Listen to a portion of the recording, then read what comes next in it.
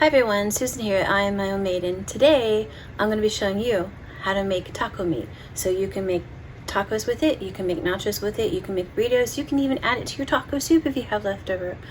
So stick around for my video, and after I'm going to show you how my family made their own individual nacho plates.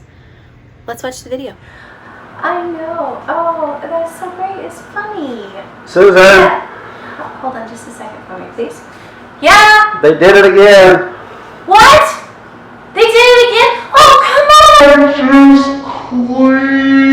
Oh, alright, but you know what? That's why I am my own maid.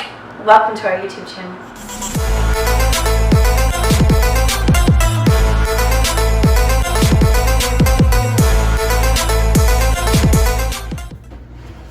Okay everyone, in this video I'm going to show you how to season tacos at home using our favorite taco recipe. So I have some beef bouillon, I have some cumin, I have garlic powder, I have chili powder, I have leaf oregano, I have crushed red pepper, and I may add some kosher salt depending on taste.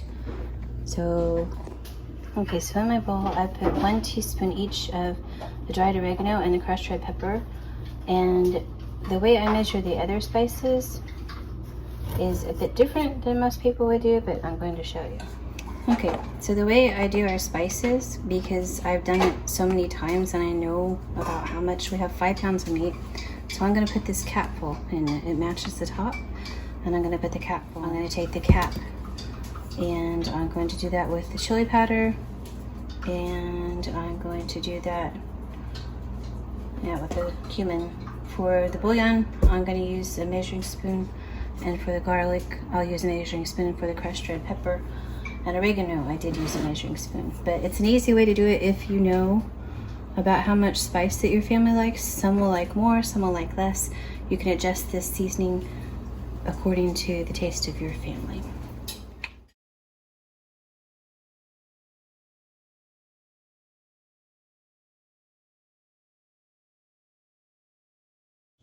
Okay, so I've added the spices, and I'm just going to stir this around and let it sit for a few minutes and meld with the meat to give the meat some extra flavor.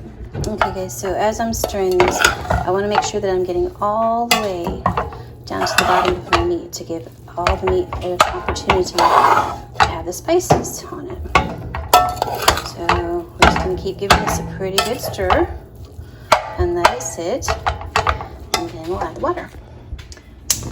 Okay guys, so the meat has been sitting with the spices on it, and I'm just gonna add in some water.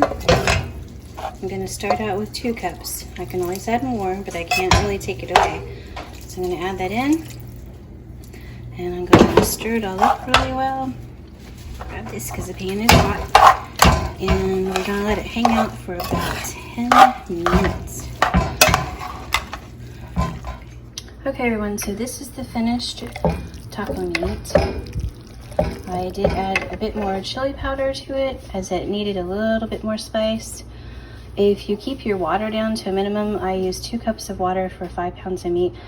It will not be as greasy, and so you won't get that soggy, drippy taco, whether it's a hard taco, soft taco, chips, whatever you're doing with your taco meat. Just make sure you drain the meat really well up front. And then, as I said, slowly add in your water. You'll be able to know what the consistency, what's going on.